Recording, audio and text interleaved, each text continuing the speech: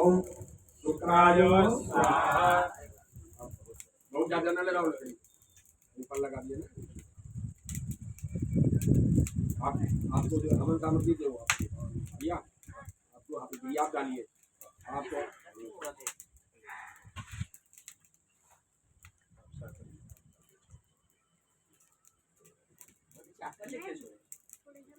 ओम शुक्राय स्वाहा। ओम तन्नो देवी विजयापोहंतमेते संयो रविन्द्रवन्दना स्वाहा। ओम तया नित्यतया भुवती सदा वृता जगाकया दजितया पिता स्वाहा। ओम रागी स्वाहा। ओम गीतम गणवन्नके सवे सोमर्याते सवे संवदिव्यजायता स्वाहा। ओम केशवी स्वाहा। ओम अधिदेवताभ्य स्वाहा। ओम प्रत्येक देवताभ्य स्वाहा। पंचलोकपालेभ्य स्वाहा। ओम दस दिक्पाल पीछे भाग रहे हैं, उनसे उनको उस पुरातन संस्कृति से परिचय कराया जाए, जिसकी वजह से हमारा विश्व, हमारा देश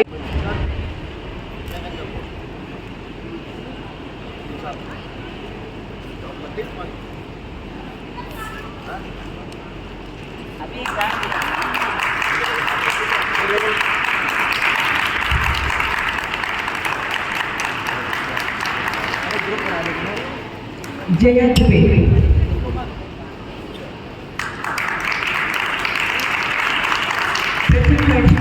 सर्टिफिकेट है first and second semester, third and fourth में डिप्लोमा। जया दुबे।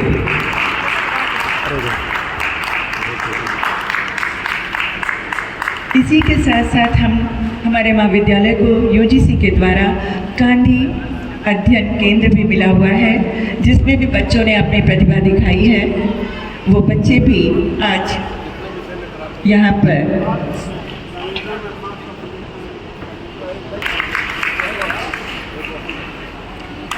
अंजलि, स्नेहा, पूजा सिंह चौहान, अंशिका सिंह,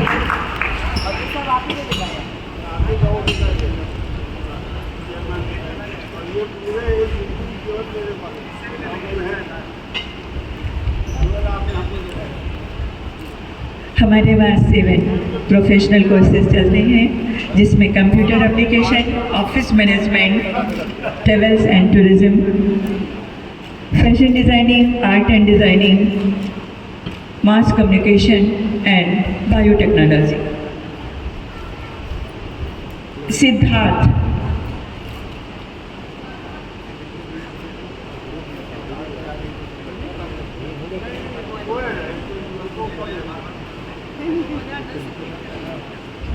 एक बार आप सभी बच्चों को बहुत बहुत बधाई।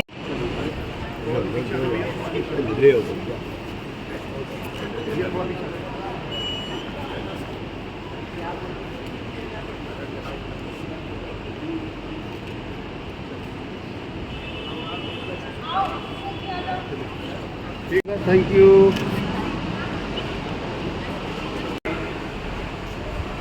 कानपुर नगर के जिलाधिकारी आर.के. सिंह जी, श्री रत्नाकर शुक्ल जी, उनकी सहयोगी उषा रत्नाकर जी, यहाँ के प्राचार्य, उपस्थित आमंत्रित देवी एवं सज्जनों तथा इस महाविद्यालय के आज वास्तव जाती है माँ दुर्गा की, उसका दूसरा दिन है। इस अवसर पर तथा कल से ही जो हमारा नया संवत्सर विक्रमी संवत 2081 का शुभारंभ हुआ है, उन दोनों की आपको शुभकामनाएं देता हूँ। हमारा नव वर्ष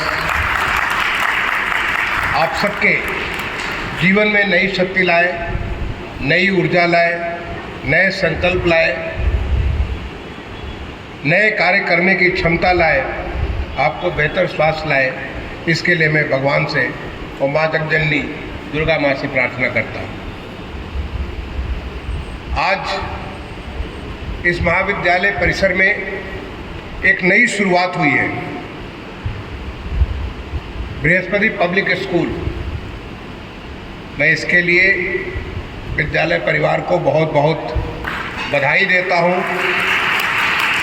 और शुभकामना भी देता हूँ। इस पवित्र जो हमारे 9 दिन है, इस 9 दिन के माँ के आशीर्वाद के साथ अभी आपने देखा होगा यहाँ पर विघ्न विनाशिनी माँ बगला देवी बगला मुखी का भी पूजन हुआ और उसके साथ ही साथ ये बृहस्पति पब्लिक स्कूल का शुभारंभ हुआ। ये स्कूल आगे बढ़े, बच्चों को सशक्त बनाए, इसके लिए मैं अपनी शुभकामनाएं देता हूँ। अभी मेरे सामने कुछ एक बेटियों ने जो स्किलिंग का प्रोग्राम इस महाविद्यालय में चलता है, चाहे वो ऑफिस मैनेजमेंट के बारे में हो, टूरिज्म के बारे में हो, बहुत सारे अलग अलग विषयों पे मुझे बताया रत्नाकर जी ने कि 7 विषयों पे स्किलिंग का कार्यक्रम चल रहा है। ये हमारे स्किल इंडिया, मैंने पूरे देश को स्किल करने के लिए क्षमतावान बनाने के जो कार्यक्रम चल रहा है, उस कार्यक्रम के भीतर इस प्रकार का एक मान्यता प्राप्त एक स्किलिंग का जो कार्यक्रम चल रहा है, उसमें जिन बेटियों ने आज, किसी ने सर्टिफिकेट, 1 वर्ष का सर्टिफिकेट होता है, किसी ने 2 साल का डिप्लोमा और किसी ने 3 वर्ष का पोस्ट ग्रेजुएट डिप्लोमा जो हासिल किया है, उन सारी बच्चियों को अपनी तरफ से बधाई भी देता हूँ और शुभकामनाएं देता हूँ कि आपके स्किल होने से आप अपने परिवार के लिए भी, अपने प्रदेश के लिए, अपने देश के लिए एक अच्छा काम करेंगे। अभी कुछ और बच्चों को यहाँ पर कुछ शोध करने के लिए, उसके लिए उनको सर्टिफिकेट प्राप्त हुआ। उन बच्चों को भी मैं अपने तरफ से बधाई देता हूँ कि आपके महाविद्यालय में इस प्रकार के ऐसे ऐसे कार्य हो रहे हैं जिससे बच्चों को जीवन में नए नए क्षमताएं, नए नए कार्य करने के उनको अवसर मिलते हैं। बच्चों, आज हमारा देश बदल रहा है। जब हम लोग छोटे बच्चे थे तो हम पढ़ते आ रहे थे कि हमारा देश विकासशील देश है, एक डेवलपिंग कंट्री है, और हम उसको सुनते आ रहे थे कि देश हमारा विकासशील देश है, डेवलपिंग कंट्री है। लेकिन कब तक हम डेवलपिंग रहेंगे? कोई एक बच्चा है, उसको कह रहे हैं कि बच्चा भी बढ़ रहा है, कब तक मैच्योर करेगा? लेकिन अब ज़्यादा विलंब नहीं है, क्योंकि ये एक देश ने संकल्प लिया है और वो संकल्प लिया देश की आज़ादी के अमृत महोत्सव के पूरा होने पर 15 अगस्त 2022 को, कि जब अगले 25 साल पूरे होंगे, जब हमारा देश अपने आज़ादी का 100 साल मना रहा होगा 15 अगस्त 2047 को, तो हमारा देश एक विकसित देश होगा। अभी तक हम नाम सुनते हैं कि अमेरिका विकसित देश है, जर्मनी विकसित देश है, जापान विकसित देश है, ऑस्ट्रेलिया विकसित देश है, इंग्लैंड विकसित देश है, ऐसे हम नाम सुनते हैं। हमारे पास में एशिया में साउथ कोरिया, दक्षिण कोरिया विकसित देश है, सिंगापुर विकसित देश है। लेकिन अब देश ने एक संकल्प लिया और ये संकल्प है कि हम अपने देश को 2047 जब हम 100वीं आज़ादी का जन्म जयंती मना रहे होंगे, तो देश हमारा विकसित देश होगा। देश विकसित कैसे होगा?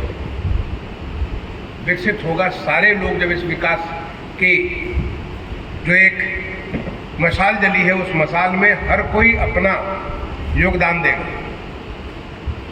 जब हर कोई अपना योगदान देगा तो कोई कारण नहीं बनता कि हमारा देश विकसित न होने पाए।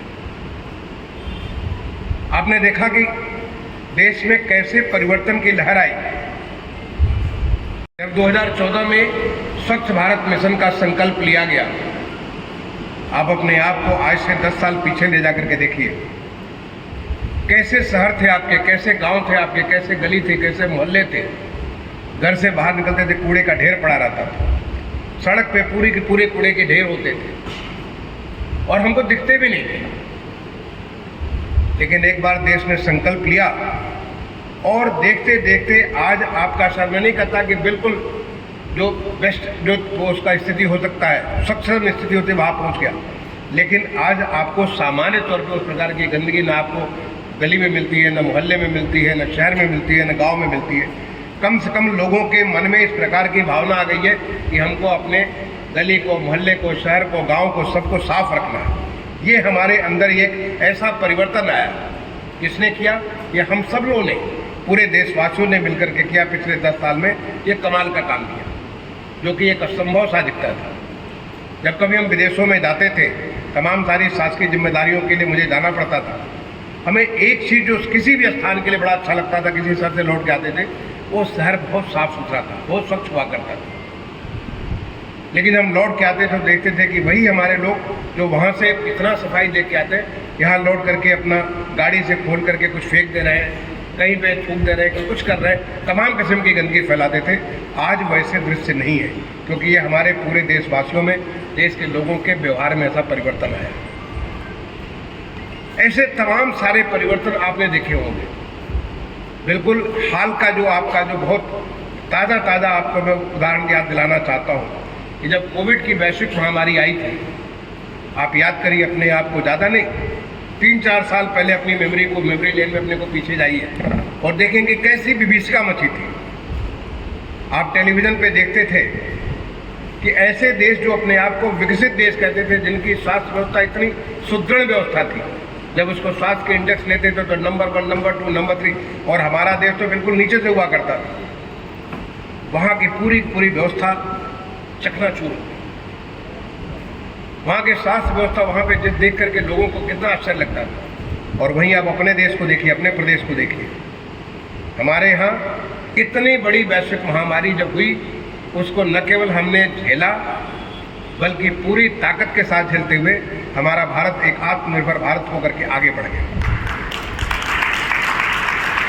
आज देश में इतना सारा चीज होने लगा जो कि संभव ही नहीं था, जो कोई सोच नहीं सकता था। जब घर में आफत हो, सब तरह का हाहाकार मचा हो, ऐसे में हम आगे बढ़ रहे हो, ऐसा कौन सोच सकता है? लेकिन ऐसा कमाल हमारे देश के लोगों ने किया। और ये बताता है कि हमारा देश ज़्यादा नहीं, 2047 आने में अब केवल 23 साल बाकी हैं, हमारा देश एक विकसित देश बन करके निकलेगा। हमारा देश उन देश दुनिया के तमाम सारे देशों के उनकी कतार में खड़ा होगा। और खड़ा कौन करेगा? आप सारे लोग मिलकर के खड़ा करेंगे, हम लोग मिलकर के खड़ा करेंगे। जो जहाँ पे है वो वहीं पे अपनी पूरी ताकत लगाएगा। आपने देखा होगा कि जब पहले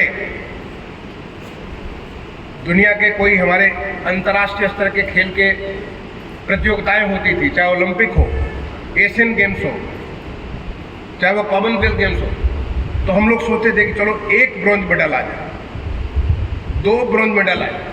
और अब अभी हाल में जब एशियन गेम्स हुआ था चाइना में, आप ख्याल करिए 100 से ज़्यादा 107 मेडल आए।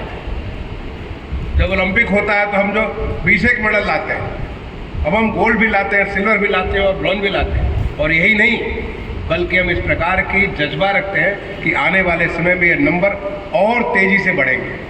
किसने किया? अपने देशवासियों ने किया। जब देशवासियों ने अपनी क्षमता को महसूस किया तो अपने आप उस क्षमता को आगे बढ़ा करके पूरा कर सकते हैं। ये महाविद्यालय है, ये माँ सरस्वती का घर है, जहाँ पे विद्या का दान दिया जाता है, जहाँ पे लोगों को क्षमतावान बनाया जाता है, जहाँ पे लोगों को ऐसी ताकत दी जाती है जिससे कि वो अपने जीवन में वो सारी चीज़ें हासिल कर सके जिसके लिए भगवान ने, परमपिता परमेश्वर ने जिसको उसको उसकी क्षमता दी है, उस क्षमता को बाहर निकाल करके क्षमतावान बनाते हुए वो हासिल कर सके।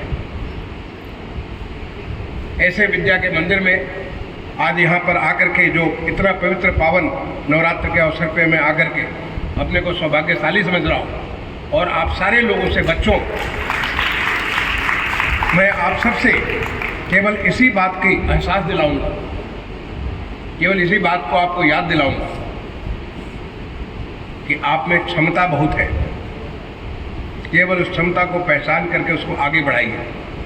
जो मौका आपको मिलता है उस मौके को आप हासिल करिए और फिर आप देखेंगे कि आपकी सीमाएं नहीं होंगी। फिर आप देखेंगे कि जब हमारा देश विकसित होगा जब हमारा देश उन तमाम सारे देशों की श्रेणी में खड़ा होगा तो आप किनारे बैठ कर ये नहीं सोच रहे होंगे कि ये कैसे हो गया, बल्कि आप ये सोच रहे होंगे हमने भी इसको करने के लिए ऐसा कुछ किया था, हमने भी स्किल होकर के देश के लिए ऐसा हमने अर्थव्यवस्था की थी, हमने भी, हमारा प्रदेश जब $1 ट्रिलियन की इकॉनमी बना तो हमारा भी अंश जो है एक छोटा सा ये अंश था।